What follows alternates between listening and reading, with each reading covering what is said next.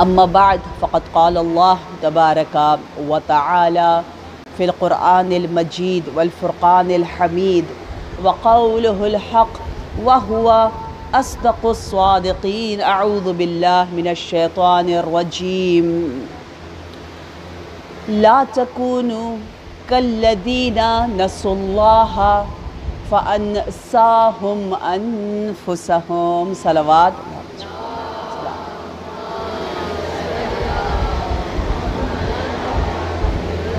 يا رب الحسين بحق الحسين اشفي صدر الحسين بظهور الحجة. يا رب الشهداء اشفي صدور الشهداء بظهور الحجة. يا رب المؤمنين والمؤمنات اشفي صدور المؤمنات بظهور الحجة. صلوات.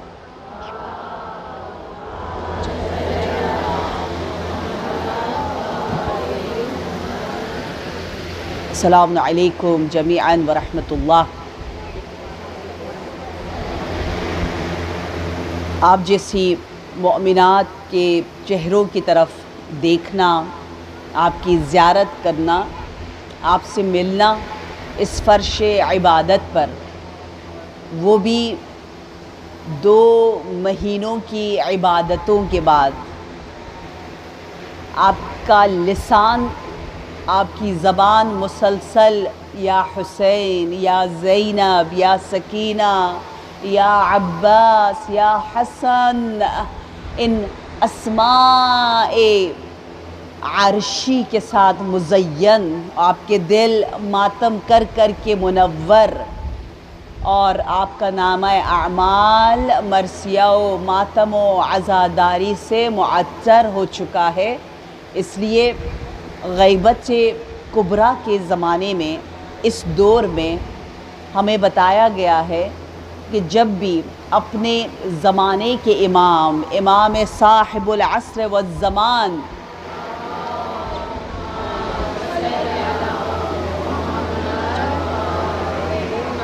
اپنے زمانے کے امام کو یاد کرو تو اس وقت جاؤ امام کے منتظروں کی دیدار کرو. آپ کا دیدار کا اجر اور ثواب ایسا ہے گویا آپ کیونکہ آپ کے ساتھ نسبت امام عصر کی ہے، کیونکہ آپ منتظر ہیں امام کے، اس لیے آپ کے دیدار کا ثواب گویا امام عصر صاحب الزمان کا دیدار کا ثواب ہے. آج ہم نے نبی اکرم صلی اللہ علیہ وآلہ وسلم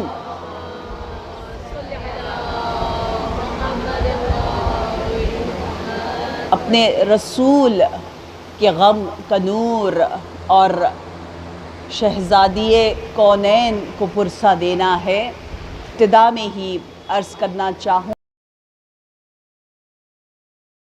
علیہ اور رسول اللہ صلی اللہ علیہ وآلہ وسلم کا رشتہ اس حد تک ہمارے لیے، خاص طور پر گرلز کے لیے، بیٹیوں کے لیے، یوتھ کے لیے بہترین اس میں ہمیں زندگی گزارنے کا طریقہ ملتا ہے کہ ہمارے نبی، آپ سوچئے، جب اپنی بیٹی کا دیدار کرتے، اور ہم جیسے حقیروں سے بھی کہا کہ جب بھی لڑکیوں کو دیکھو، بیٹیوں کو دیکھو تو اس حدیث کو یاد کرو. وہ حدیث کیا ہے کہ نبی فرما رہے نعم الولد البنات، ملتفات مونسات، مبارکات مجہزات مفلیات. نبی فرماتے ہیں، کہنے والا کون ہے؟ مدینۃ العلم اشرف الانبیاء. آپ فرما رہے ہیں کہ نعمہ، بہترین اولاد، اگر آپ کے پاس لڑکے ہیں، لڑکیاں ہیں، تو ان میں بہترین نعمہ کون ہے؟ بیسٹ آف دا بیسٹ کون ہے؟ البنات، بیٹیاں. اگر آپ اپنی اولاد کی تربیت اس طرح سے کرو گے کہ جب بھی اپنی بچیوں کو آپ حق کر رہے ہو، پیار کر رہے ہو، آپ یہ حدیث پڑھو، حدیثی پیار، نبوی محبت کرنے کا سلیقہ ہم میں ہونا چاہیے۔ آپ کو اگر ابھی سے پتہ ہو اس حدیث کا، آپ کے اندر ایز اے یوتھ وہ عشق اور محبت نبوی آپ کے وجود میں بس جائے گی۔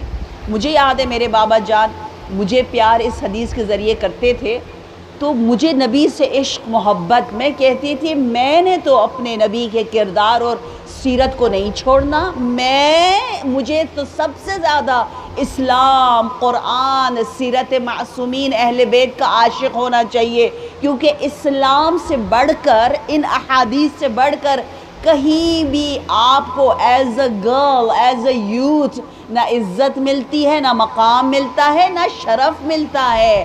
ہم خواتین کے حقوق کے جو چیمپئن ہیں وہ ختم المرسلین رسالت مآب محمد مصطفیٰ صلی اللہ علیہ وآلہ وسلم۔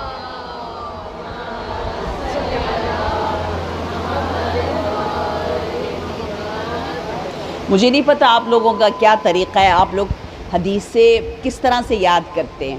آپ تو آئی ہیں، لکھ رہی ہیں ماشاءاللہ، ویل ڈن۔ یا آپ لوگ حدیث یاد کرنا جس طرح قرآن یاد کرتے ہیں نا، آیتیں یاد کرتے ہیں، دعائیں یاد کرتے ہیں، حفظ کرتے ہیں، ماشاءاللہ دوحہ ہمیں حفظ ہوتا ہے، قصیدے کچھ حفظ ہوتے ہیں، یاد ہوتے ہیں۔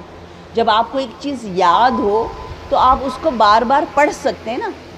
اب حدیث کو یاد کرنے کا کلچر مجھے نہیں پتا پاکستان میں کتنا ہے، حدیث سے پیار کرنے کا کلچر کتنا ہے، حدیثی لوری دینے کا کلچر جو کہ کلچر ہے، سیرت ہے ہماری روحانی ماں فاطمۃ الزہرا سلام اللہ علیہا۔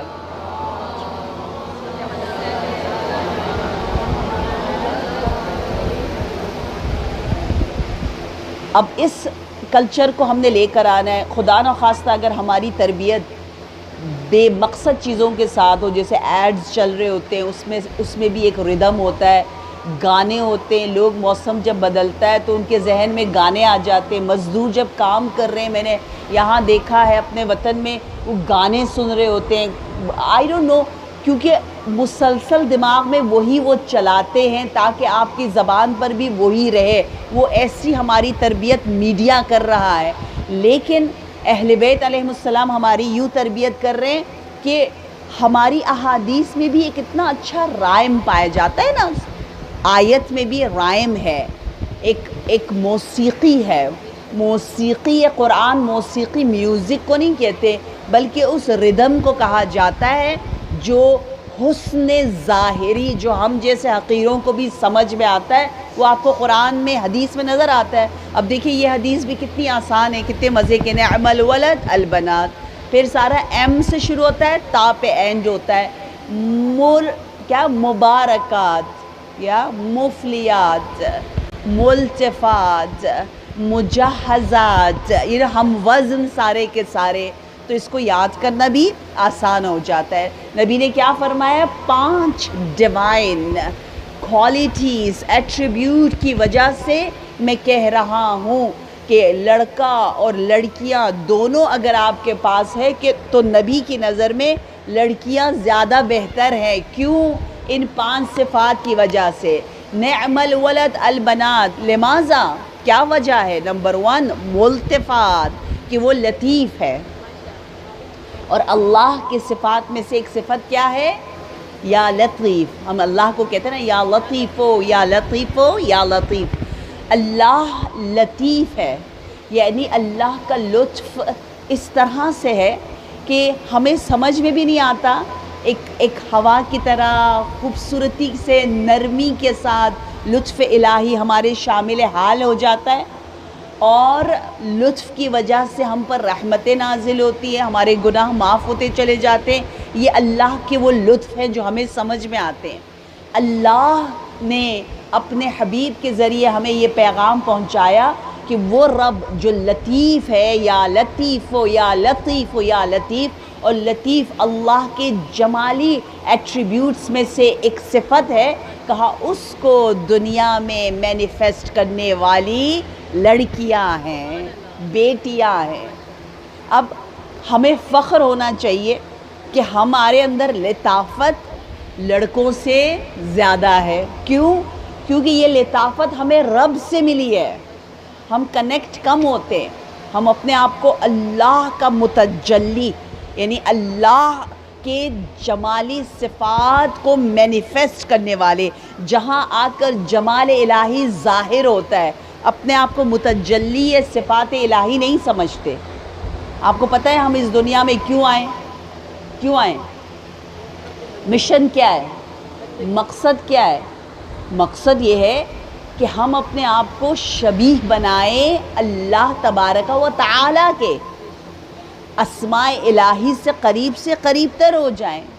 اللہ رحمت اور محبت مہربانی سے ہمارے ساتھ ڈیلنگ کرتا ہے۔ ہمیں بھی کہا ہے کرو ارحم ترحم، یہ حدیث ہے چھوٹی سی 2 الفاظ پر مشتمل۔ میں یوتھ کو اکثر 40 احادیث یاد کرواتی ہوں، لیکن وہ احادیث جو شارٹ اینڈ سویٹ ہے، 2 ورڈز والی احادیث، ارحم ترحم، اسأل تعلم، اس طرح کی احادیث بہت پیاری ہیں، اس کا ثواب بھی بہت زیادہ ہے۔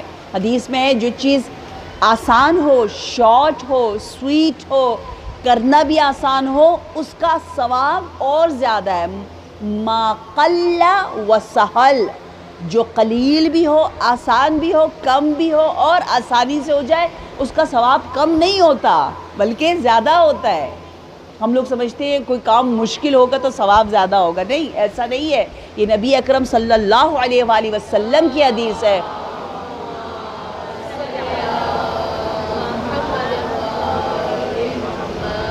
کہ خیر العمل ما قل و ما سہل، یہ یاد رکھے۔ اور یہ یوتھ کی فیوریٹ حدیث ہے، کیونکہ یوتھ کو آسان، کوئک اور جو ہے وہ جلدی والے کام پسند ہے، سپیڈ پسند ہے۔ تو یہاں کہا جا رہا ہے خیر العمل، بہترین عمل کون سا ہے؟ قل، جو قلیل بھی ہے، اور سہل، آسان بھی ہے۔ یہ چھوٹی سی حدیث ہے، آسان ہے، لیکن اس میں بہت زیادہ معنی ہے۔ لہٰذا ہم اس دنیا میں آئے ہیں اس لیے کہ اللہ کی صفات اور اسماء کو اپنے اندر متجلی کر سکے۔ مقصد یہی اس دنیا میں آنے کا، یہی ہے نا مقصد۔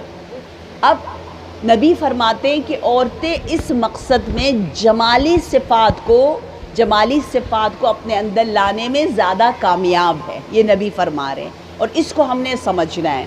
اچھا، اس کو سمجھنا کیوں بہت ضروری ہے؟ اس لیے ضروری ہے کہ عام طور پر ابھی بھی ہمارے درمیان افسوس کے ساتھ لڑکیوں میں، یوتھ میں شاید یہ کویشچن ہے کہ ہم یہ سمجھتے ہیں کہ جی ہمیں بالکل مردوں کے شانہ بشانہ ہو کر بالکل مردوں کی طرح ہر کام کرنا چاہیے، ٹھیک ہے، ہم میں اور مردوں میں کوئی فرق نہیں ہے، لڑکا کر سکتا ہے تو لڑکی بھی کر سکتی ہے۔ کب سے یہ باتیں ہو رہی ہیں، لیکن آج کل پریکٹیکلی بھی لوگ جو ہے وہ کہہ رہے ہیں کہ بس کیا ضرورت ہے۔ یہ جو حتیٰ پردے کے بارے میں بھی میں بھی کچھ اپنے شیعہ اثنا عشری سے مل کر آئی، بہت سی یوتھ سے مل کر آ رہی، اور وہ کہہ رہی ہے کہ یہ آپ لوگوں کا برین واش کیا گیا ہے، یہ آپ کو غلط تعلیم دی گئی ہے۔ مجھے کئی لوگ کہتے ہیں اس طرح، یہ آپ اپنی تربیت کریں، اپنی سوچ ٹھیک کریں، مرد و عورت میں کوئی فرق نہیں ہے، یہ آپ نے اپنے اوپر کیا اوڑھ لیا ہے، قرآن یہ نہیں مانگتا، یہ غلط ہے آپ کی سوچ، آپ ٹھیک کریں۔ ہمیں آپ لوگوں پر رحم آتا ہے، وہ ہم پہ رحم کھاتے کہ ان بیچاروں نے اپنے آپ کو کمتر سمجھ رکھا ہے، دبے ہوئے ہیں، اور اپنے آپ کو بہت سی حقوق سے دور رکھتے ہیں، اور اپنے آپ کو خود مظلوم بنایا ہوا ہے۔ یہ بھی ایک سوچ ہے، یہ وہ سوچ ہے افسوس کے ساتھ۔ جس کی یہ سوچ نہیں بھی ہے وہ وکٹم بنا ہوا ہے۔ وکٹم کیسے بنا ہوا ہے؟ خود بخود ہر چیز میں اپنا مقایسہ جو ہے وہ لڑکوں سے کرتا ہے۔ نہیں، بچیاں کبھی کبھی ایسا کرتی ہیں کہ اگر بھائی یہ کر سکتا ہے تو میں کیوں نہ کروں، بار بار یہ سوال آتا ہے۔ تو اس کا سب سے آسان، میں خود 13-14 ایئرس کی تھی جب آیت اللہ جوادی آمولی ینگ ہوا کرتے تھے، اور ان کے درس ڈیلی ہم لیا کرتے تھے قوم میں، اور ہمارے پاس وہ آتے تھے اور ہمیں لیکچر دیتے تھے، اور ہم نے وہ درس لکھے اور وہ کتاب بنی ہے جو بہت مشہور کتاب ہے، زن در آئینہ جلال و جمال، بہت خوبصورت کتاب۔ کہ عورت کو اللہ کے جمال اور جلال کے آئینے میں حسین اس ریفلیکشن کو دیکھو، اس کی سیرت کو اللہ سے کنیکٹ کر کے دیکھو۔ یہ میرے نبی اس حدیث میں فرما رہے ہیں، نعم الولد البنات، نعمہ، جیسے اللہ کے بارے میں کہتے ہیں نعم الوکیل یا نعم النصیر، نعم المولا۔ نعمہ کا لفظ پتہ ہے نا آپ کو؟ اگر آپ چاہتے ہیں آپ کا توکل بڑھے تو یہ آیت، یہ دعا اور آیت مکس ہے، اس کو ضرور بار بار پڑھے۔ نعم حسبنا اللہ، نعم الوکیل، نعم النصیر، نعم المولا و نعم النصیر۔ نعمہ کو میں آپ کو یاد دلانا چاہ رہی ہوں، آپ بھولے نا۔ نعمہ یعنی بیسٹ آف دا بیسٹ، واو، نعمہ کا مطلب وہی نعمہ نبی نے استعمال کیا ہے لڑکیوں کے لیے، یوز کے لیے۔ کیا کہا ہے کہ نعم الولد البنات، ولد یعنی اولاد۔ آپ کے پاس اولاد ہے، اولاد میں نعمہ کون ہے؟ سب سے اچھا کون ہے؟ لڑکیاں ہیں۔ کیوں؟ وجہ کیا ہے؟ وجہ یہ ہے کہ وہ اللہ کے جمالی صفات کی یہاں پر ریپریزنٹیٹیو ہے، زیادہ تر جمال کو دیکھ رہی ہے۔ اب سوال یہ ہے نا کہ ہم جس کمپٹیشن میں لگے ہوئے ہیں کہ I really want to do whatever my brother is doing, yeah, if he is allowed to go with his friends, you know, he's just hanging with them, why not I? یہ اس طرح کے جو سوالات آتے ہیں، اس کا جواب آیت اللہ جوادی آمولی نے اس وقت جب ہمیں یہ بتا دیا کہ دیکھو ہم روح و جسم سے بنے ہیں، دو چیزوں سے بنے ہیں۔ روح جو ہے وہ ڈیوائڈ ہو ہی نہیں سکتا، روح کو آپ، روح میں وہ طاقت ہی نہیں ہے، روح مجرد ہے۔ روح کو آپ مؤنث اور مذکر، میل فیمیل، لڑکا لڑکی نہیں کر سکتے۔ روح تو روح ہے، ٹھیک ہے؟ اور ہماری روح ایک ہی روح ہے، تمام فضائل روح سے ریلیٹڈ ہے، تمام رذائل بھی روح سے منسوب ہے۔ جھوٹ کون بولتا ہے؟ جسم؟ نہیں۔ سچ کون بولتا ہے؟ بدن؟ نہیں۔ علم کون حاصل کرتا ہے؟ یہ سیلز علم حاصل کرتے ہیں، یہ تو 6-7 سالوں کے بعد سارے کے سارے مر جاتے ہیں، ہمارا بدن بالکل دوبارہ سے نیا ہو جاتا ہے۔ یہ علم حاصل کر رہے ہیں؟ نہیں۔ آپ کسی کے بدن کو نہیں کہتے عالم ہے۔ سخاوت آپ کی روح سے مربوط ہے، صرف جسم سے مربوط نہیں ہے، حکم اندر سے آتا ہے۔ ہر خوبی روح سے منسوب، ہر برائی روح سے منسوب۔ آپ نے اچھے کام کرنے، علم حاصل کرنا ہے اور اپنے معاشرے کی خدمت کرنی ہے۔ کیا کرنا ہے؟ صدقہ دینا ہے، چیریٹی کرنی ہے، یہ پریچ کرنا ہے، ایجوکیٹ کرنا ہے۔ آپ کے لیے اور لڑکوں اور لڑکیوں میں کوئی باؤنڈری ہے؟ نہیں، کوئی باؤنڈری نہیں۔ آپ بھی بالکل سب کر سکتے ہو، ٹھیک ہے؟ کوئی بھی نہیں ہے۔ جتنا مرد علم حاصل کرتا ہے اتنا عورت علم حاصل کر سکتی ہے۔ روح کو جو کچھ چاہیے اس میں کوئی فرق نہیں ہے۔ ثواب کمانا ہے، مرد بھی اتنا ثواب کما سکتا ہے جتنا ثواب عورت کما سکتی ہے۔ اسی لیے دونوں کی جنت برابر ہے نا۔ جنت الگ ہے؟ نہیں۔ جہنم الگ ہے؟ نہیں۔ ہم الگ نہیں ہیں، ہم ایک ہیں۔ یہ جو اتنی بڑی کمپٹیشن ہے اس دنیا میں کہ ہمیں مردوں کی طرح حقوق دیے جائے، تو اصل حق تو اللہ کے سامنے آپ دیکھیں، آپ کی عزت، آپ کا مقام، آپ کا رتبہ، وہ سب کے سب برابر ہے، کوئی فرق نہیں ہے۔ کیا فرق ہے؟ کوئی ثابت کر کے دکھائے۔ اگر کوئی فرق ہوتا تو عذاب اور ثواب میں بھی فرق رکھا جاتا۔ جب کوئی فرق ہی نہیں ہے تو جب فرق آتا ہے تو جسم میں آتا ہے۔ اللہ نے صلوات بھیجی۔ پانی نہیں؟ اوکے، ناٹ ایٹ آل۔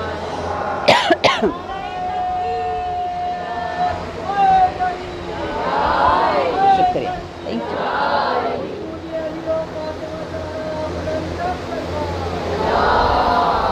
صلی اللہ علیہ وسلم۔ اس روح کو پروردگار عالم نے 2 طرح کے لباس پہنائے ہیں، ایک زنانہ لباس اور ایک مردانہ لباس۔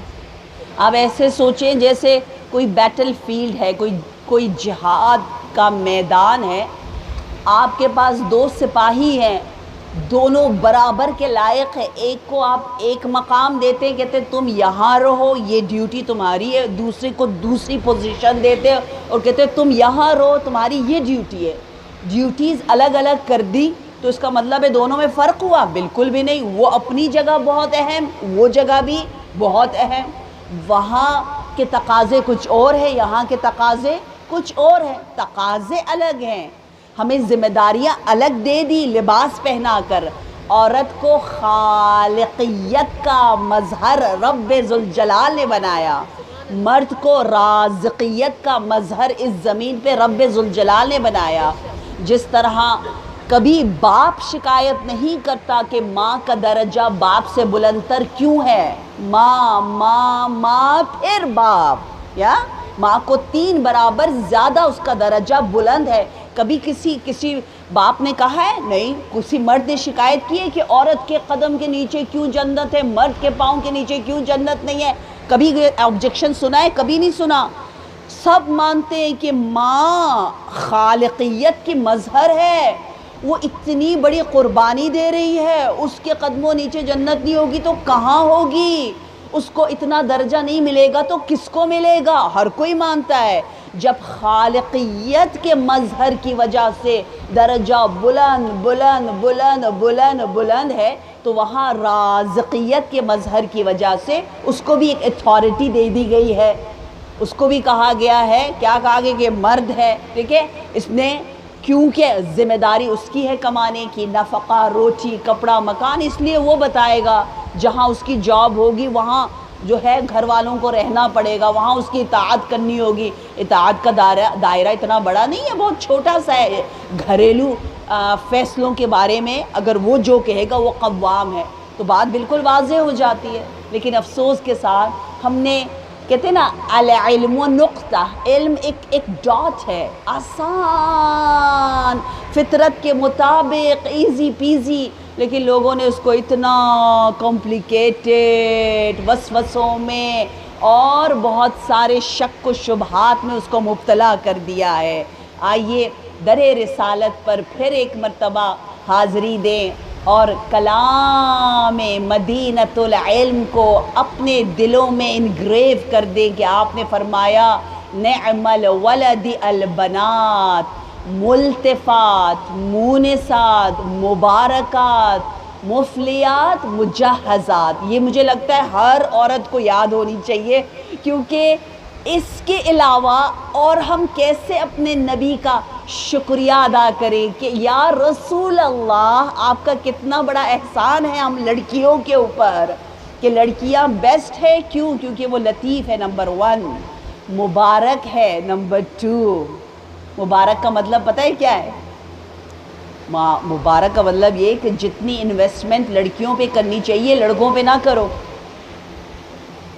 یہی ہے نا, ہم تو الٹا کرتے ہیں سم ہاؤ. کیونکہ دیکھیں آج جمعرات ہے, کل جمعہ ہے. بہت سے لوگ بہت اچھے کام جمعے کے دن کرتے ہیں, کہتے ہیں ثواب زیادہ ملے گا, برکت والا دن ہے نا. مبارکہ کیوں نہ مبارکہ ہو, لڑکیاں کیوں نہ باعث برکت ہو, ان میں زیادہ برکت ہے اگر ایک لڑکی کی اچھی تربیت ہو جائے. آپ کو پتہ ہے اسماء بنت عمیس کا بیٹا محمد جو غدیر خم کی طرف جاتے ہوئے راستے میں پیدا ہوا, اسماء پریگننٹ تھی, جعفر طیار کی زوجہ ہے. جعفر طیار شہید ہو چکے, اس کے بعد آپ کی شادی ابو بکر سے کروائی گئی اور اسماء ہے حاملہ, اور نبی نے فرمایا کہ اسماء نے بھی آنا ہے غدیر میں. کیوں آنا ہے؟ عورت کا ہونا, عورت کا وجود, زمانے کے حالات اور جو فیصلے ہو رہے, جو ولایت سے مربوط فیصلے, اس میں بہت زیادہ ضروری ہے. حاملہ ہے, حکم نبوی کی وجہ سے تشریف لاتی ہے, راستے میں بیٹا پیدا ہوتا ہے محمد, جسے کہتے ہیں غدیری بچہ. سنا ہوا ہے نا آپ نے محمد کا نام, جو عاشق امیر المؤمنین. کیوں؟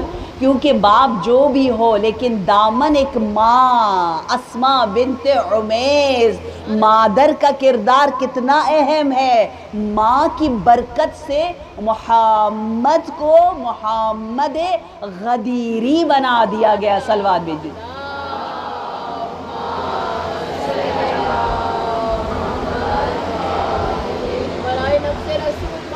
ابو الائمہ علی علیہ السلام پر بلند سے بلند تر صلوات.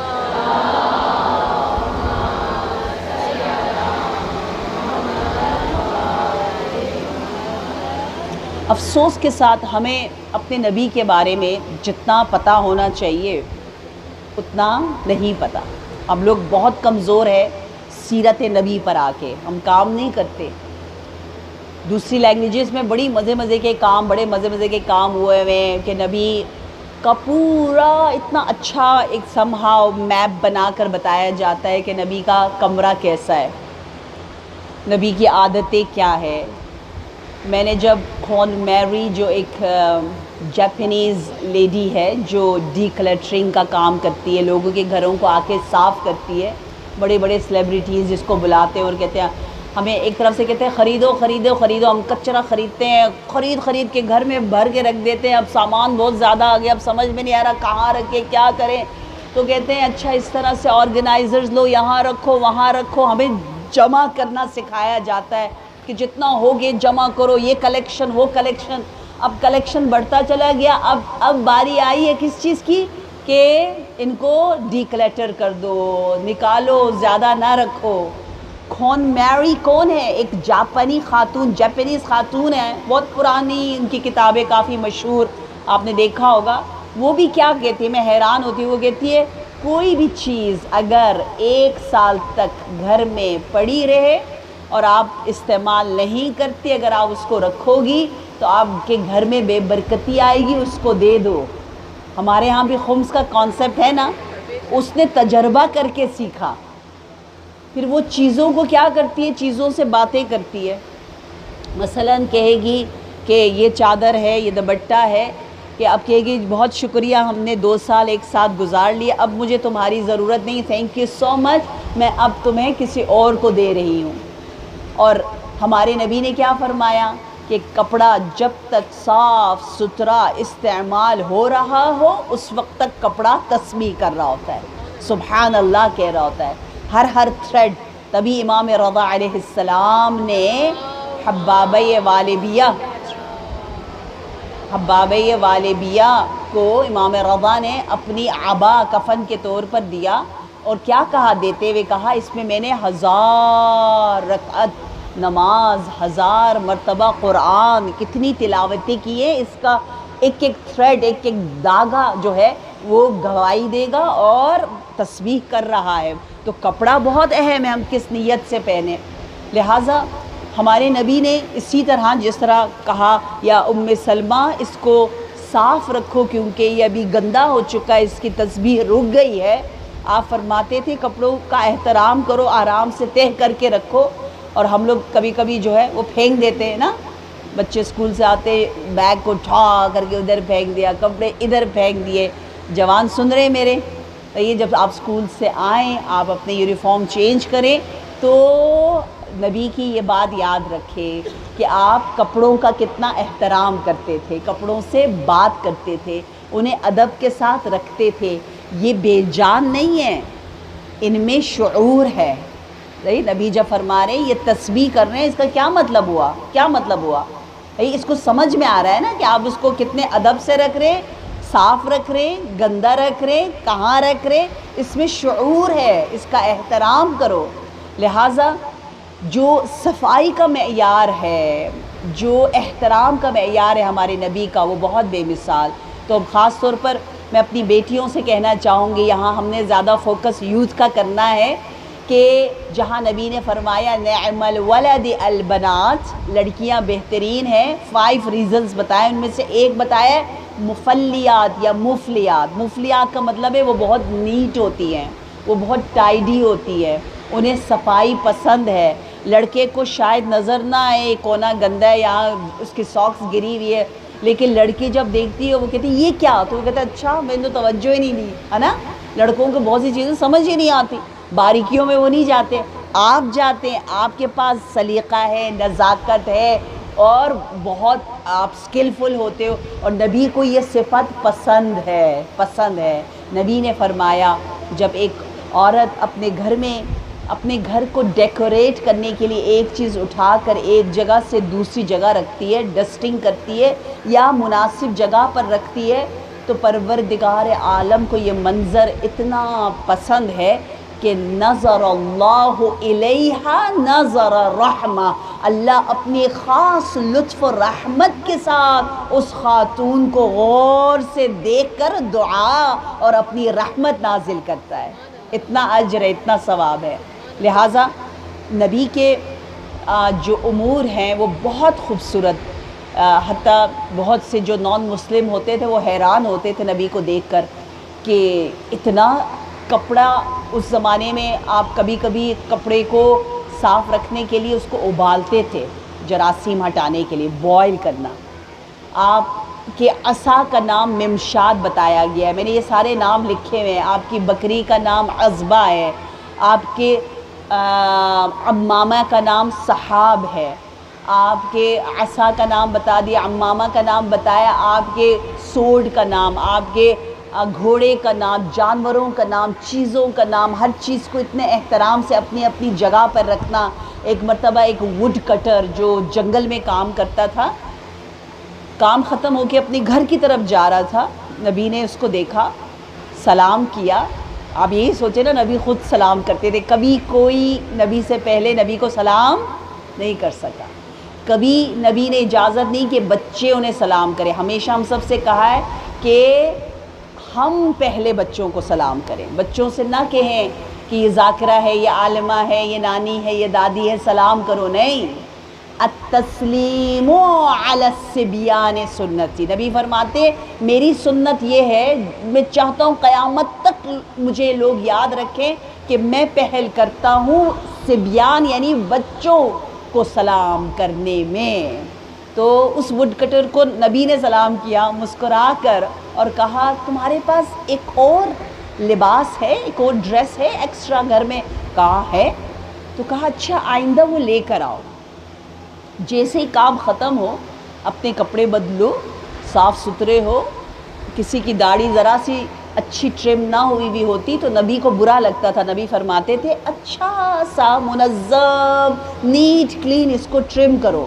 اگر ہمارے اسکارف بھی ٹیڑھے میڑھے ہوں گے تو معصومین کو پسند نہیں آئے گا، جتنا ہو سکے ٹھیک ٹھاک، جو چیز استعمال کر رہے ہیں بہترین استعمال کرو، یہ سیرت معصومین ہے۔ تو کہا مجھے پسند ہے کہ جب تم گھر جاؤ تو ایک لمحے کے لیے بھی تیرے گھر والے تجھے ان انٹائیڈی کپڑوں میں نہ دیکھیں، گھر جا کے تم بدلو گے، لیکن میرا دل چاہتا ہے کہ تم گھر جانے سے پہلے اپنا یونیفارم چینج کرو، صاف ستھرے ہو کر دق الباب کرو، دستک دو، جب گھر میں بیٹی آئے، بیٹا آئے، بیوی آئے، تجھے دیکھے کہ بابا جان اتنے صاف ستھرے ہو کر آئے۔ یعنی ایک لمحہ کی نگاہوں کا بھی نبی کو اتنا خیال ہے۔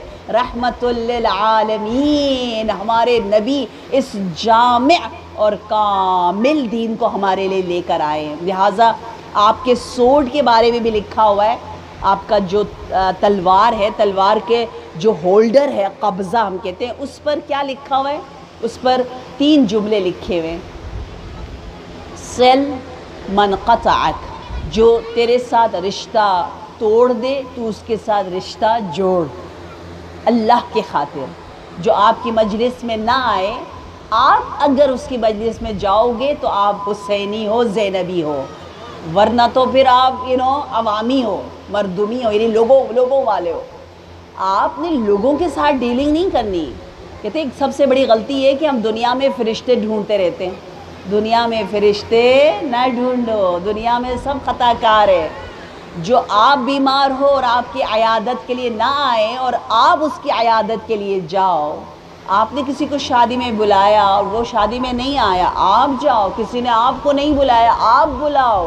کوئی تو کام اللہ کے لیے کرو بھائی۔ ہر کام ہم جب دعوت دیتے ہیں یا دعوت کے لیے لسٹ بناتے ہیں تو یا گفٹ دینے کے لیے کہتے ہیں اچھا اس نے مجھے یہ دیا تھا میں اس کو یہ دوں گی، یہ سب سے پہلے آئی تھی تو میں اس کو سب سے پہلے، اس نے یہ کیا تھا تو میں اس کو، سب چیز ہمارا ڈیلنگ لوگوں کے ساتھ ہے. اللہ کہاں ہے پتہ نہیں بیچارہ, اللہ کہاں ہے, غائب ہو جاتا ہے اللہ, ہے نا. اللہ کہاں ہے؟ اللہ اکبر, یا رسول اللہ, یا علی.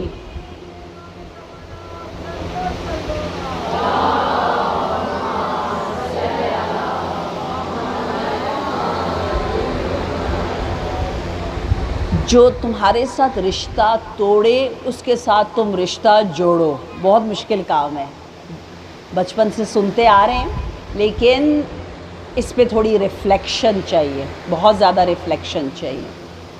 اگر ہمیں پتہ چل جائے کہ ہم اس دنیا میں اپنے حق لینے نہیں آئے, یہ ایک سب سے بڑی غلطی ہم یہ کرتے ہیں, ہم سمجھتے ہیں آج کل انفارمیشن کی دنیا ہے نا, سب کو پتہ چل گیا ہے کہ اچھا یہ میرے رائٹس ہیں, ہر کوئی اپنے رائٹ لینے کی تلاش میں ہوتا ہے.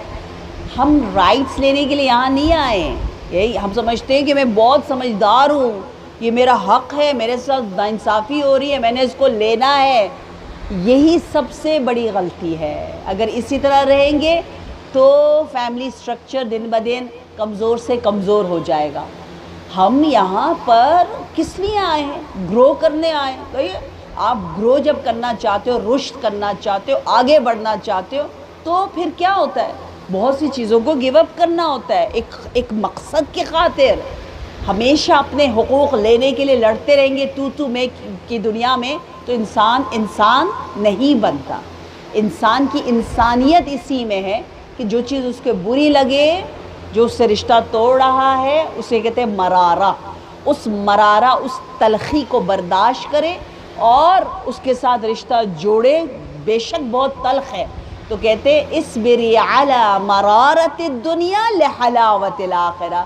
یہ مرارہ, یہ سختی دنیا میں حلاوت میں تبدیل ہو جائے گی آخرت میں. دنیا کی سختیاں آخرت کی آسانیاں ہیں. دنیا میں جو کڑوا کڑوا بولتا ہے آپ کے سامنے, وہ اگر آپ نے اس کو برداشت کر لیا تو وہ آپ کو حلوہ, وہ آپ کو آئس کریم, وہ آپ کو بکلاوا, وہ آپ کو چاکلیٹ کی شکل میں آخرت میں ملے گا, میٹھا میٹھا ہو کے ملے گا. لہٰذا ہم یہاں اس لیے نہیں آئے کہ بس صرف اپنے حقوق کو لیتے رہے اور سختی کے ساتھ لوگوں کے ساتھ برتاؤ کرے. کیا کہا ہے؟ سل من قطعک, صلہ کرو, ملو, متصل رہو, رشتہ جوڑو جو تمہارے ساتھ توڑتے. اور کہا سچ بولو, بے شک تمہارے خلاف ہی کیوں نہ ہو. ظاہراً ایسا لگ رہا ہے کہ سچ بولنے میں نقصان ہے, پھر بھی وہاں پر سچ بولو جہاں سچ بولنا چاہیے. اور تیسرا جملہ یہ ہے کہ جو تیرے بارے میں تیرے ساتھ برا کر رہا ہے اس کے ساتھ بھی تم اچھا کرو.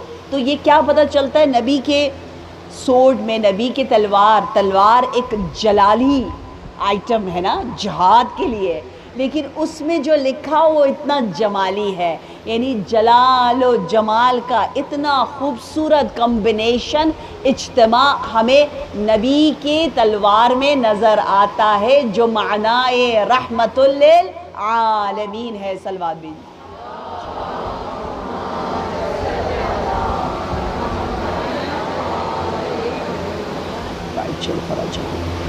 لہٰذا نبی کی سیرت میں حتیٰ یوں بتایا گیا ہے کہ ایک مرتبہ ایک یہودی دیکھ رہا تھا دور سے کہ مسجد ہے, مسجد میں کچھ بچے پیچھے آرام سے بیٹھے ہوئے باتیں کر رہے ہیں, کھیل رہے ہیں, چھوٹے بچے, اور نبی بچوں کے ساتھ بہت پیار اور محبت سے برتاؤ کر رہے ہیں. وہ بڑا حیران ہوا کہ ہمارے مکتب میں, مذہب میں ایسا نہیں ہوتا کہ کوئی بچہ اور رہبر جو لیڈر ہے, جو پیغمبر ہے, وہ ان کے ساتھ اتنی مہربانی سے پیش آئیں.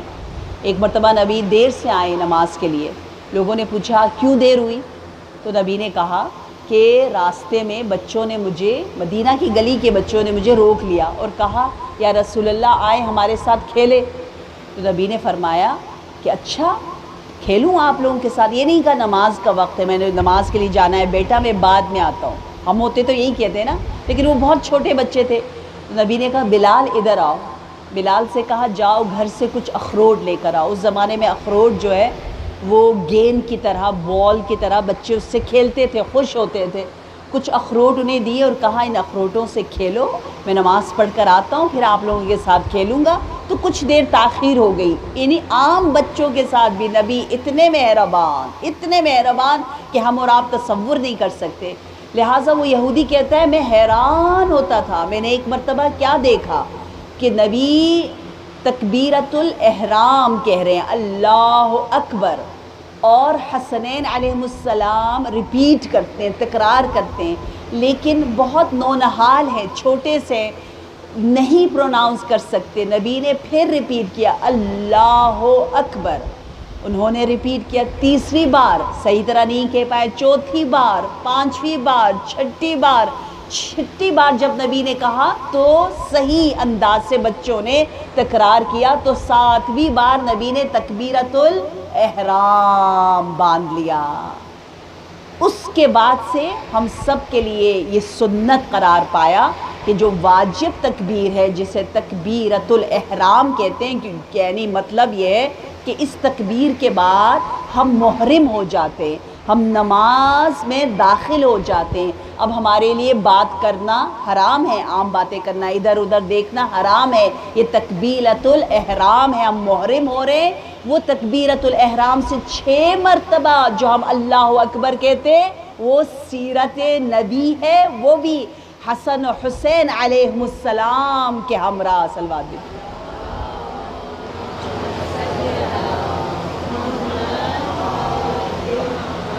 تو ہم بھی انشاءاللہ، آپ جتنے بھی بیزی کیوں نہ ہو، میں اپنی یوتھ سے کہہ رہی ہوں، آپ کا اسکول ہے، یونیورسٹی ہے، جاب ہے، واٹ ایور، آپ کی زندگی بہت فاسٹ ہے، بہت فاسٹ، آپ کہتے ہیں بہت فاسٹ لائف ہے، ہم سو سپر بیزی، آپ سپر بیزی ہو، کیا کر رہے ہو؟ پڑھ رہے ہو؟ پڑھ کے کیا کرنا ہے؟ کمانا ہے، کما کے کیا کرنا ہے؟ گھر بنانا ہے، گھر بنا کے کیا کرنا ہے؟ گھومنا ہے، پھرنا ہے، پھر کیا کرنا ہے؟ آخر میں جانا کہاں ہے؟ ہدف کیا ہے؟ مشن کیا ہے؟ ویژن کیا ہے؟ ٹائم نہیں ہے تو کیا کرنا کیا ہے؟ جانا کہاں ہے؟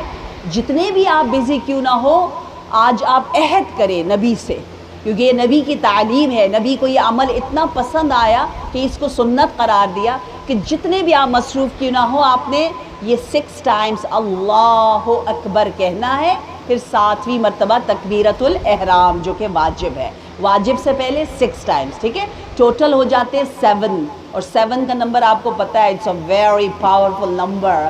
7 ٹائمز جب آپ اللہ اکبر کہتے تو 7 کرٹنز، 7 پردے جو ہمارے اور رب کے درمیان ہیں وہ سب کے سب دور ہو جاتے ہیں، آپ کے لیے بہت سی بصیرتوں کے راستے کھل جاتے ہیں۔ اللہ اکبر، ایون دس کہتے ہیں نا ایکشن بھی، یہ عمل بھی اتنا پیارا ہے، آپ کو پتہ ہے ساری نیگیٹیوٹی آپ دور کر رہے ہیں، تو کیوں ایک دفعہ کریں، کیوں نہ ہم 7 دفعہ کریں؟ یہ 7 کے ساتھ مختلف قسم کے وسوسے سب ہم سے دور ہو جائے۔ تو اللہ اکبر ایک دفعہ واجب ہے، لیکن آج کے بعد ہم نے 7 مرتبہ کرنا ہے، 6 مستحبات کو بھی لینا ہے۔ یا علی یا علی یا علی مدد۔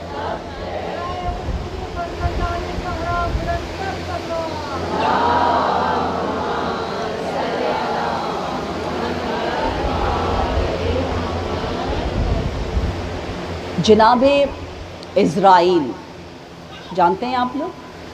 پتہ ہے نا، جناب اسرائیل ملک الموت ہمارے گھروں میں آتے ہیں ہر روز۔ جناب اسرائیل سے پوچھا نبی نے، کیا ملک الموت آپ ہر روز ہر مسلمان کے گھر جاتے ہیں؟ تو کہا جی میں جاتا ہوں۔ کہا کب جاتے ہیں؟ کہا میں جاتا ہوں نماز کے اوقات میں۔ تو کہا کیوں نماز کے اوقات؟ کہا اس لیے کہ میں دیکھنا چاہتا ہوں کہ وہ فوراً نماز کا احترام کرتا ہے یا نہیں، فوراً لبیک کہتا ہے کہ نہیں اللہ اکبر پہ۔ کہا کیوں، کیا وجہ ہے؟ کہا اگر وہ لبیک کہے، ڈٹیچ ہو جائے جو بھی کام کر رہا ہے، مثلا ہم کسی سے باتیں کر رہے ہیں، گپ شپ کر رہے ہیں، اپنی بات کو فوراً روکے اور نماز کی طرف چلے جائے۔ کچھ دیکھ رہے ہیں، کوکنگ کر رہے ہیں یا کچھ بھی ہے، اس کو فوراً سے روکیں اور نماز کی طرف چلے جائے۔ اگر وہ ڈٹیچ ہو جاتا ہے تو میں آتا ہوں روح کو جسم سے ڈٹیچ کرنے، میرا کام ہے روح کو جسم سے نکالنا، تعلق کو دور کرنا، اگر یہ ہر روز پریکٹس کرتا رہے، ہر روز ہمارے لیے یہ ایکسرسائز، یہ ورک آؤٹ، یہ تمرین، یہ مشق ہمیں دی جاتی ہے کہ ہم اپنے ایمان کے مسلز کو قوی کریں. جو آرام سے اپنا کام ختم کر کے آرام سے جا کے نماز پڑھتا ہے، وہ کوئی نماز ہے؟ اسے کوئی نماز کہے گا؟ آپ خود سوچے تو صحیح. وہ اس کو کوئی مسلز اسٹرانگ ہوں گے اس کے ایمان کے؟ بالکل بھی نہیں. ارے نماز تو نام ہی اس کا ہے نا، کہتے ہی عشق اسی کو ہے کہ جیسے ہی محبوب آواز دے آپ فوراً لبیک کہہ کر اٹھے. جس طرح نبی اپنی بیویوں سے کہتے تھے کلمینی، آؤ مجھ سے باتیں کرو. اتنے مہربان نبی. ہمارے تو بہت سے مرد شاید ایسے ہیں آج کل پوری دنیا میں، کہتے ہیں نا مرد اچھے لسنر نہیں ہیں عورتوں کے بنسبت. اللہ کرے کہ مولا کے چاہنے والے، نبی کے چاہنے والے اچھے ہوں ہمارے مرد، لیکن مردوں میں اتنا حوصلہ نہیں ہوتا کہ عورتوں کی لمبی لمبی باتیں سنیں. لیکن ہمارے نبی اتنے مہربان تھے، کہتے تھے کلمینی کلمینی کلمینی، آؤ سناؤ. وہ اتنے مہربان نبی جیسے ہی بلال مؤذن اذان دیتے ایسے کٹ آف ہو جاتے تھے، ایز اف وہ کسی کو پہچانتے ہی نہیں. وہی جو اتنے پیار سے مل رہے ہیں، بالکل کہتے تھے ہمیں لگتا تھا ہم سب نامحرم ہیں، نبی کہیں اور دنیا میں چلے گئے. بالکل کٹ آف ہو جانا. یہ پریکٹس ہم نے انشاءاللہ کرنا ہے. اللہ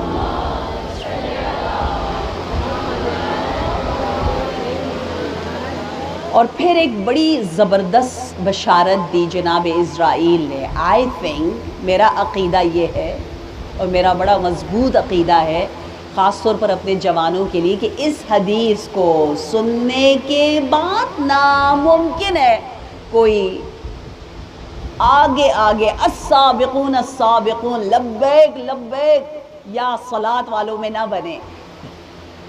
کیا کہا؟ اتنی بڑی بشارت، بہت پیاری بشارت جناب عزرائیل نے دی. کہا یا رسول اللہ، جو فوراً نماز کو لبیک کہے گا پتہ ہے میں کیا کروں گا اس کے ساتھ؟ کہا کیا کرو گے؟ جیسے ہی میں اس کی روح قبض کروں گا، پیار سے محبت سے، اسی آسانی سے جس آسانی سے وہ ڈیٹیچ ہو کر نماز پڑھتا ہے، میں خود اس کو شہادتین کی تلقین کرواؤں گا، تعلیم دوں گا. جیسے ہی نکیر و منکر، بشیر و مبشر آئیں گے من ربک، تو کہتے ہیں میں خود کہوں گا اس کا رب اللہ ہے. اور وہ پھٹا، کیونکہ اس وقت آپ کو نہیں پتا کتنا مشکل ہے، اسی لیے بار بار تلقین کرائی جاتی ہے نا. دعائے عدیلہ آپ پتہ ہے آپ کو عالم احتضار کے لیے، پھر بار بار ہم سب کو کہا جائے گا. مثلا مجھے کہیں گے راضیہ راضیہ، شولڈرز کو پکڑ کے جب میں مر جاؤں گی تو کہا جائے گا راضیہ راضیہ سنو سنو، افہمی اسمعی، غور سے سنو میں تمہیں کیا کہہ رہا ہوں. کیا یہی باتیں کہ اللہ کون ہے، نبی کون ہے، ولی کون ہے، انہی کی طرف ہمیں توجہ دلائی جائے گی. اور یہی کہنا سب سے زیادہ مشکل ہوگا. تو یہ خوشخبری ہے جو جناب عزرائیل دے رہے ہیں ہمارے نبی محمد مصطفیٰ صلی اللہ علیہ وآلہ وسلم.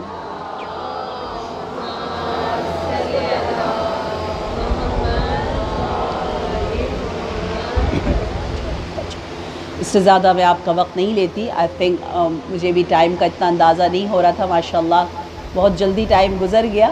اور آپ جیسی دورانی مومنات، میں نے بتایا آپ کی زیارت کا ثواب ایسا ہے گویا کیونکہ آپ سچے منتظر ہیں، آپ کے اندر انتظار کا نور نظر آتا ہے. تو آپ کے نور کو دیکھنا امام کے نور کو دیکھنے کے برابر کا اجر رکھتا ہے.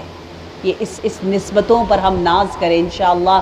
پروردگار عالم ہماری کی ہوئی ان تمام عبادتوں کو نام اعمال میں محفوظ رکھے انشاءاللہ. اور دن بدن جو کچھ ہم نے ماہ محرم اور سفر میں حاصل کیا ہے اس کو اپنے اعمال، کردار، افکار، معاملات، تعلقات، ڈیلنگز میں ڈے اینڈ نائٹ انشاءاللہ ہم لے کر آئیں. آج ہم نے اپنے دلوں کو لے جانا ہے مدینہ منورہ کی جانب. مدینہ، اے مدینۃ الرسول. مدینہ نہ تھا، مدینہ یثرب تھا. اگر مدینہ بنا ہے تو رحمت للعالمین کی وجہ سے. لیکن افسوس کیا ہوا اس مدینہ میں، پنجتن کے ساتھ مدینہ نے کیا کیا؟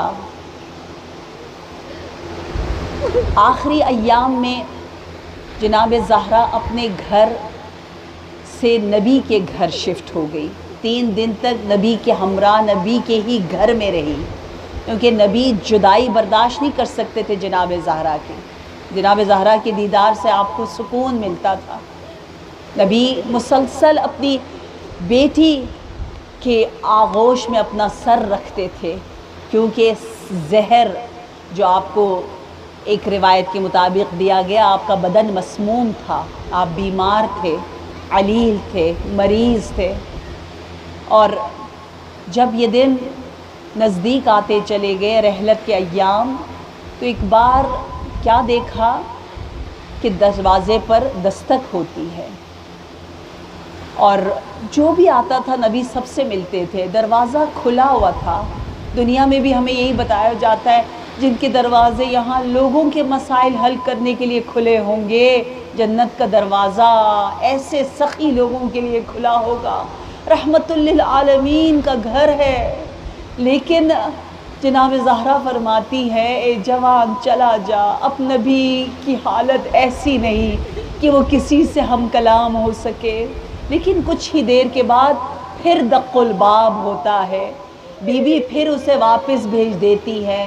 جب تیسری بار پھر دروازہ کھٹکھٹایا گیا، نبی نے بڑی دقت کے ساتھ کلام کرتے ہوئے کہا، اے میری لخت جگر فاطمہ، کون ہے دروازے پر؟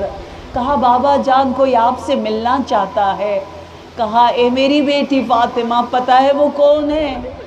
وہ ایک ایسا فرشتہ ہے جو بیٹی کو باپ سے جدا کر دیتا ہے، جو اولاد کو یتیم کر دیتا ہے۔ یہ عزرائیل ملک الموت ہے، یہ تیرے گھر کی فضیلت ہے کہ تجھ سے اجازت لے کر آ رہا ہے۔ اے عزادارو، میرے نبی کی رحلت کا دن عالم اسلام کی یتیمی کا دن ہے۔ یہاں نبی نے اپنا سر علی مرتضیٰ کے دامن میں رکھا۔ مولانا نہج البلاغہ میں کہا ہے کہ نبی نے اپنا سر میرے دامن میں رکھا اور آپ کی روح پرواز کر گئی۔ جناب زہرا، لکھا ہے کہ جب نبی کو دفن کیا گیا، جناب انس کہتے ہیں کہ میں اس قبرے سے باہر آیا، کیونکہ نبی اپنے گھر میں دفن ہوئے ہیں، اور مولا علی نے غسل دیا ہے، آپ کا کوئی تشییع جنازہ نہیں ہوا، کیوں؟ رات کی تاریکی میں دفن ہوئے ہیں۔ دنیا میں بھی یہ رسم ہے کہ جب کسی بھی عظیم شخصیت کی عظمت کو کوئی دیکھنا چاہتا ہے تو یہ دیکھا جاتا ہے کہ تشییع جنازے میں کتنے لوگ آئے، لیکن لوگوں نے ایسا فراموش کر دیا نبی کو کہ 4 سے زیادہ کاندھے نبی کو نہ ملے۔ علی مرتضیٰ نے غسل دیا، اسی گھر میں ہی دفن کر کے انس کہتا ہے میں باہر نکلا کمرے سے، میں نے رات کی تاریکی میں دیکھا ایک بی بی بلند آواز میں رو رہی ہے۔ آواز سے میں پہچان گیا یہ فاطمۃ الزہرا کی آواز ہے۔ کہنے لگی اے انس، میرے پھول کو کیسے خاک میں دفن کر دیا؟ اے انس، کیسے ان ہاتھوں سے تو نے مٹی رسول اللہ پر پھینک دی؟ اے انس، بی بی روتے ہوئے جب کمرے میں داخل ہوئی تو کہا اے بابا، جب بھی فاطمہ آتی تھی آپ کھڑے ہو کر استقبال کرتے تھے، فاطمہ آ گئی ہے بابا۔ اے بابا، آپ کے بعد اتنے مصائب کہ اب دن فاطمہ کے لیے نہ رہا، اب رات ہی رات ہے۔ اے عزادارو، نبی رحلت سے پہلے یہ کہہ کر گئے تھے کہ اے میری بیٹی فاطمہ، میں دیکھ رہا ہوں امت تیرے ساتھ کیا کر رہی ہے۔ شاید نبی نے وہ منظر دیکھا کہ جب بی بی در و دیوار کے درمیان آواز دے رہی ہے، یا ابتا اہاکذا یفعل بابنتک، اے میرے بابا، آپ کی بیٹی استغاثہ کر کے پکار رہی ہے لیکن کوئی مدد کو نہیں آ رہا۔ بابا کو پکارنے کے بعد ایک اور پکار فاطمہ نے بلند کی، وہ پکار فضا کو ہے، یا فضا خذینی واللہ لقد قتل ما فی احشائی، اے فضا آ، میرا محسن شہید ہو گیا۔ اے عزادارو، فاطمہ رحلت نبی کے بعد پرسا کون دیتا بی بی کو، بلکہ دشمن آگ لے کر آ گئے۔ اے عزادارو، جی بھر کے بی بی کو پرسا دیجئے، یہ اجر رسالت کا موقع اگلے سال تک پھر دوبارہ ہمیں نہ ملے گا۔ ام الحسین کو پرسا دے، ام الحسن کو پرسا دے۔ لکھا ہے جناب زہرا جو اپنے بابا کے غم میں بلند آواز میں گریہ فرماتی اور یہی کہتی کہ پنجتن کے جنازے میں پہلا جنازہ تابوت ہم کیوں اٹھاتے ہیں؟ اس لیے کہ اہل بیت کا تابوت لوگوں نے نہ اٹھایا۔ آئیے رسول کے تابوت کو اٹھا کر زہرا کے زخموں پر مرہم پھیر سکے۔ واہ ابتا کا نعرہ بی بی بلند کر رہی ہے، واہ رسول اللہ، واہ نبیہ، الا لعنت اللہ علی القوم الظالمین، سیعلم الذین ظلموا ای منقلب ینقلبون۔